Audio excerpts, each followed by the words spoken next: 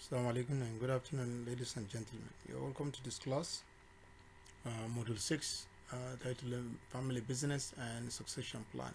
So in this module, we're going to discuss some of the concept of family business, what it means, and what it entails, types of family businesses, what are the nature of family businesses, and what are the challenges, what is the succession planning, why is it that family businesses are crashing while in other part of the world we've seen businesses that are operating for the past 500 years and they're still in existence. And in this part of the world, businesses will start and will crash within the first 6 months, and sometimes after the death of the owner, and the business will die with him. So it's quite unfortunate, and because of this, in this module we're going to discuss a lot of all these few challenges and what are the way out, and how do you go about succeeding or making succession planning possible, and that why will make your business survive even after your demise. So you're welcome. You can see my name is muazz. I'm the one to facilitate you through this. Students understand the concept of family business and the transition from family business to a mega firms we see today in the corporate world and Nigerian settings. Uniquely, African Nigerians is the extended family system and is defined as a multiplicity of primary familial relationship usually determined by kinship, where everybody is a father, mother, brother, sister, or child, which functions to meet the emotional, financial, physical, and social needs of members. So it's happening today, and that's why a lot of people are putting their, for example, they are putting their community names in their names. Somebody Ungogo, Soran Dinki, and the rest of them, Funtua, somebody Katagum, Azare, and the rest in their name. And they want to associate with that name of their town. And therefore, anybody that is called. I have a friend who's from Eradua, I never knew that it's a name of an area. I thought it's a family name. So anytime we discuss in Eradua, I used to think that he belongs to the Eradua former Nigerian president family. So everybody becomes a father. So in this society, in African settings, sometimes you see everybody becomes a father, and some people, some of them are distant cousins, and because they are members' success, and they want to associate with them, and they'll be using that name. For example, if you are Dantatas Dangote, and everybody related to you, even if it's a father's relations, it's going to put Dantata or Dangote in his name simply because the names are married. So that is it. So in Africa, everybody is a father and everybody is a mother. People don't say cousins. People just say it's my cousin brother. You don't just say cousin. You just say my brother. Sometimes you tend to ignore the cousin of it.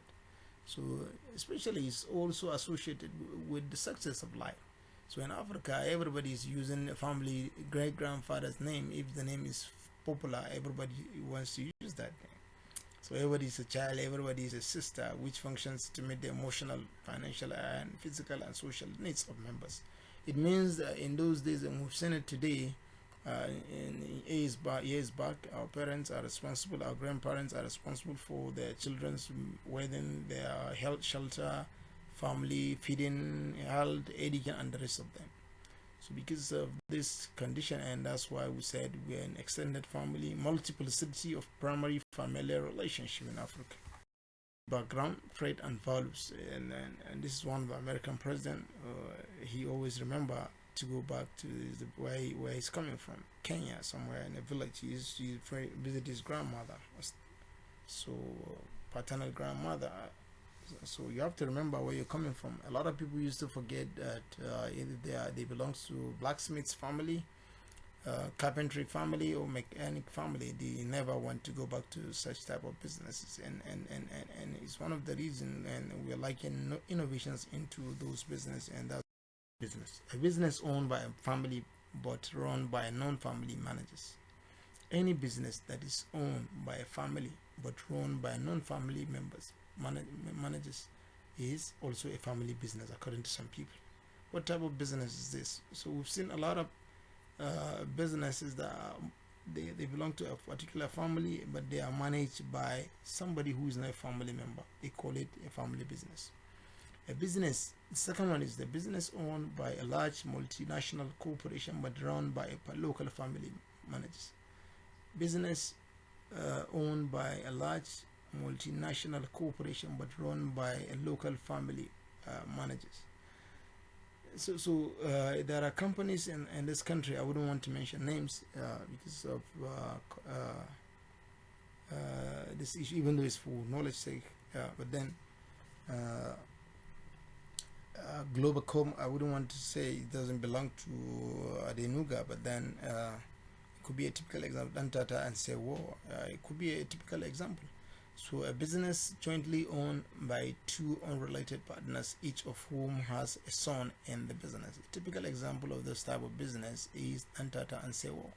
So one of the Dantata and sons, family son, is in the management, and the Sewo guy is a German, and they are on Dantata and Sewo, a construction company in Kano, Nigeria. Business. There are a lot of assumptions. Assumptions means factors that drive and the source of a family business. One is family influence startup.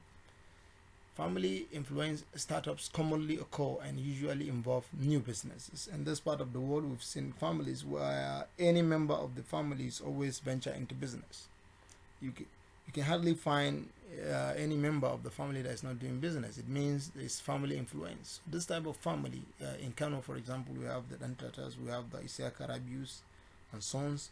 We have quite a number of them who are into business simply because of the family influence startup. In this type of situation, somebody who graduated and has no capital and his family will say, okay, just start this business in order to continue your life. They'll give you capital, they'll give you the expertise, and they give you the connections to take the business to the next level. And then there is another one. The next one is family corporate venturing. It's another assumptions of family business. Family corporate venture. This is like an entrepreneurship within an established family business. It means that a family business that is already operating and now created another company out of it. A typical example of this family business is what we call it IRS airline. IRS airline, I don't know if it's totally family business, but then it shows some elements of a family business because some of the management and some of the directors are sons of the late Sheikh Siaka Rabiu. So they started IRS airline, and now they have, one time they had IRS rice, and they have IRS spaghetti now. So all this family corporate venture. So who knows? Maybe they are the one that recreated the Boa company. I'm not sure, but then it belongs to one of the family members of the IRS people. So we've seen Dala Foods here. We've seen a lot of businesses that belongs to family. They're now taken over and created other businesses. So the next one is family corporate renewal. Family corporate renewal, Dala Foods, typical family corporate renewal. This type of assumption is that family operated a business for a long time, and now the business closed down for some time, and now they revamp it, they renew it, and they rejuvenate it and bring it back to life.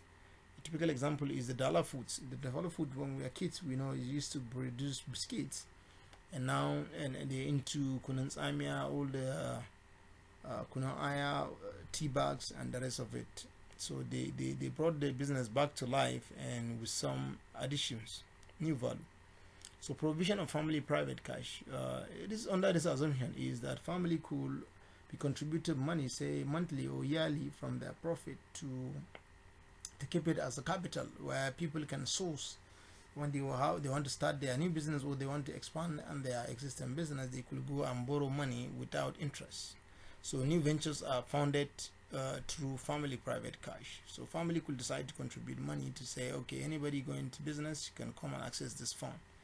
And then family investment funds. Family may pool the excess fund for use in funding entrepreneurial actions of their family. So family investment fund is close to family private cash, but then this is related to business profits.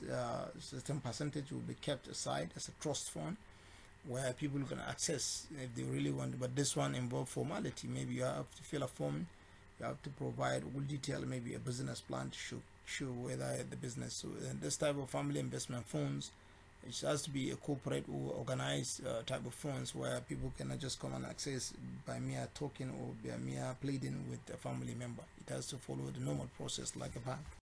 This will guarantee their future success. A lot of people are relaxing and feeling that since their father succeeded or their grandfather succeeded in the business, they're going to succeed as well. So in Kano, we've seen a lot of companies like AJ Abdullahi. Everywhere you go, you're going to see AJ Abdullahi. It happens to me once. I never knew that it doesn't belong to one man. But then anybody that wants to sell battery and some car accessories, and they said car maintenance accessories, servicing, they label it AJ Abdullahi, which in the real sense, they don't belong to that family. So people are using past success. You see people, doing business and they get relaxed because they have the connections of their parents, and they don't want to put new innovation, and they don't want to go further to market their company and product or service, but they rely on the past glories, and which it doesn't operate in today's time because of the dynamic of today's market. New competitors everywhere. Yes. So assuming that past success will work this time, it doesn't work. So and that's why some family businesses collapse, simply because people are assuming that my father, my great grandfather had worked, and therefore I don't need to do anything anymore, and my business will be successful. It doesn't work. So the legacy value attributed to the business does not translate into a market value or advantage. Yes, those legacies, those success stories that are built by parents will not translate into business success. So leaders try to balance the risk profile of their shareholders with the risks and investment demands of the marketplace. And so leaders try to balance the risk profile of their shareholders with the risks and investment demands of the marketplace.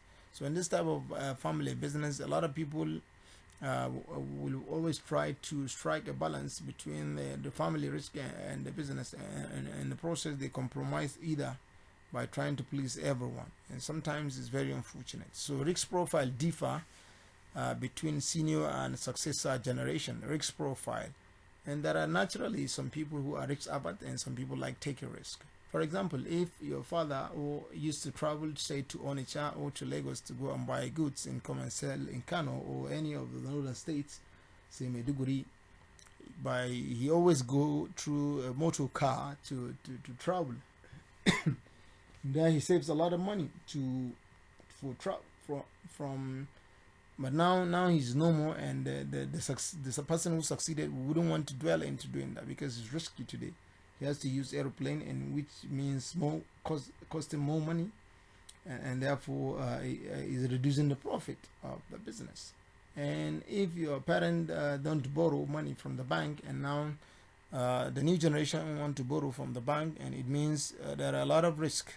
And we've seen businesses close down because they borrow and they could not manage, the borrowed money from the bank.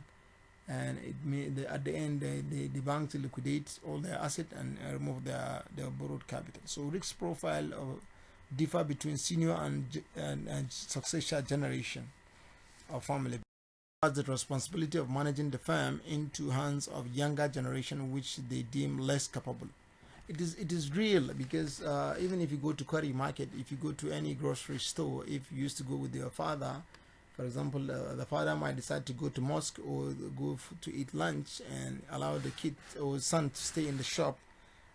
When he returns, you're going to see something abnormal because the guy will be waiting for the slightest opportunity to cut away some money, and that's the real. So there's this lack of trust between the older and the younger generation, because the younger generation want to live a large life. They want to live a luxurious life, while the older generation, they tend to be disciplined, financial discipline, and they manage their resources based on their income, and they spend less and they save a lot to send the kids to school. But today's young people, they want to go to business in order to just be happy.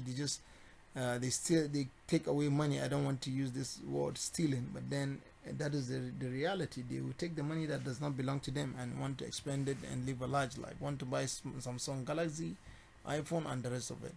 So families build the first generation business on the founder intuition, but then business never established more international more intentional entrepreneurial process or confirmed strategy for the future to keep the entrepreneurial contributions alive. Yes. So most of this family business were built on the intuition of the initial owner of the business as a sole proprietor. But then the business never establishes more intentional entrepreneurial. People were not given the chance to decide whether they want to continue in this line of business or not, or they want to create additional business or not. And they don't like it, whether they like it or not, they have to follow suit. They have to follow the tradition, the old business, whether they like it or not. So it doesn't allow, intentional start of entrepreneurial, because they maintain the old intuition. And that is why if the owner dies, they die with the business idea. So family rarely make use of some same financial strategies as those used by fellow entrepreneurs to grow their business. The example I said, borrowing money from capital or raising, public offer to raise some money to expand the business is very difficult if because the old generations and the new generation thinking are different. So families do not get rid of unproductive assets and underperforming businesses to allocate resources to more productive. Sometimes we used to consider people, you said it's a family member, he's not doing fine, he's a manager, I cannot sack him, I cannot, he's my son, I cannot sack him, he's my brother, I cannot sack him. All this type of unproductive individuals shouldn't be allowed to operate the business, family business. So by allowing them, they will squander the business, they will scatter and steal the money, and then the business will crash at the end of the day. And sometimes when the business crash, and then it affect the family relationship, because one will be accusing fingers, one will be pointing one, you are the cause. So it's very unfortunate. Family members feel entitled to get a business rather than seek next generation entrepreneurial opportunity. The young generation will be relaxing and don't want to do anything. They don't want to create new enterprise. They will always wait for their parents to die so they can continue from where they stop. So senior lesser communicate to the next generation that business planning and entrepreneurial analysis is a waste of time. So and that is challenge, and therefore the old people never believe that business planning and the rest of them are very important, and therefore they wouldn't want to encourage. And anytime the young generation are suggesting that we have to develop this and that, they will say this is a waste of time. So family member is giving part of the business to run as part of their legacy, and this is deemed to be entrepreneurship in the family. So sometimes somebody, if he comes of age, they will just give him one company or a branch to manage, even if he doesn't have the requirement, the expertise, the education, qualification to run the business, and then they will just appoint him as managers. We've seen people managing shops, stores, and the rest of them. So we've seen people managing filling stations and transportation business, even they don't have experience, but because the business belongs to their family, and therefore they are part and parcel. So, and therefore whether they have the expertise or not, they'll be given that an exit strategy. A lot of businesses, family business, they don't prepare for exit. How do I mean? Preparation for exit is to prepare the younger generation, the succeeding generation on how to manage the money and bring them to the business to operate, and then give them a lead time to try to see whether they build expertise over time, build their capacity during the period. And succession planning is very poor. You don't prepare, and sometimes when it happens, and does it. High turnover of non-family members in the operations of the business is really affecting the business. Lack of training of new family members who joined the business, lack of outside opinions and diversity on how to operate the business is a further challenge of families. Value of community life. A lot of businesses they just so value of family oneness, value of the sacred and religion, and value of old age and authority, and value of acceptance and hospitality. And all in a family relationship bring financial sacrifices for the good of the firm. Operation as a family business makes it unique. They give concern for its community and non-family employees. Sometimes because out of care, your neighbor's son will come, you employ them as part of the family business. And sometimes you give them dealership, distributorship, and the rest of them because they are family. So capability to plan and prepare for a long haul, it's allowed because the family can discuss at a time and arrange and agree at home at leisure time. They can discuss. Emphasis on quality and value there's always issues of conflict among family members may result in. For example, you belong to the same father who has 4 wives, and now after the demise, everyone will want to claim that he is the boss, assuming that the first wife has this first child is the most unserious guy who refuses to go to school, and the last wife who happens to come last, and now she has the last son who is the most educated and most qualified to manage that family business. So in this type of situation, hardly would they allow the last son to be the manager of the company. They will say the first time, and therefore they grant all the estate into the control of the firstborn, and which is going to be unfortunate. You rubble and rubbish the business, and that might lead to the end of the business. The risks and consequence of failure to the family in launching a business, issue of nepotism and the differences in competencies and merit of family members involved in the business. All these things could lead to a bigger conflict, and sometimes you see family members not talking to each other, family members selling their property and versus. So the process of transferring managerial control from one leader or one generation of leaders to the next. So in the context of family business, define succession as the actions and events that lead to the transition of leadership from one family member to another. Neural succession is the process by which ownership and control of the production or commercial infrastructure accumulated by one generation of a nuclear or extended family is transferred to the next. It entails the transfer of a commercial investment of any type from founder to his prospective beneficiary of the family. This could be members of a nuclear family in a monogamous household, or members of compound family in a polygamous household. Survivors could also be members of the extended family, such as uncles, aunts, nephews, nieces, and cousins. Planning, you can see from the picture in family business, is the first one is business involvement. It means you have to be involving the young generation in the business. The next one is education and personal development. You have to take them to school, even if it means professional school. You have to take them for business training and capacity building in order to develop their expertise. And then proof of confidence. You have to try and give them a small place to manage, and you check and evaluate them over time to see whether they are doing well or not. Then formal start in business. Then you allow them to start the business or manage a particular branch or unit of the business, or allow them to open a branch. So, and then declaration of succession. So after all this experience I built over the years, you can see from the stages, and then you can decide to say, okay, this person will succeed the business after. Conclusion of this lecture, and I wish to say thank you. So if there's any question, you can follow us through the link and through my email. Thank you very much, and thank you for listening.